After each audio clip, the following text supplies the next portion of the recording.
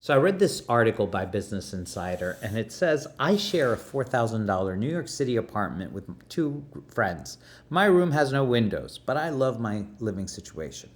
And I know that Business Insider at this point is just a troll publication. Like they just create Ragebait for people to click on their links and share the data with advertisers. Because if you wanted people to read this article, you would title this differently. But you put it in this way, in this context, so people click on the article and they're mad and they don't even read the article and they go straight to the comments and they're just like, $4,000 for a room with no windows. And they just get angry. And then you have the other people on the opposite side of the perspective that are like, yeah, they're 20 years old. And you know what? It doesn't matter. They're not even home all the time. And they're just sitting and arguing in the comment section.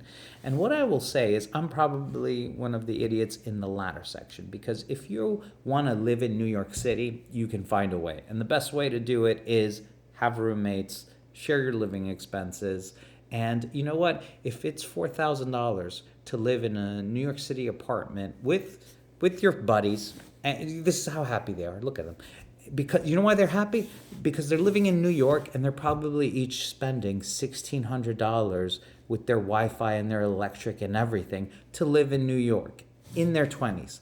And you know what? It's not sustainable to live in a bedroom with no windows, but it's not about sustainability. It's about living that experience and then eventually moving to the suburbs. You see these people, they're not going to end up in New York City.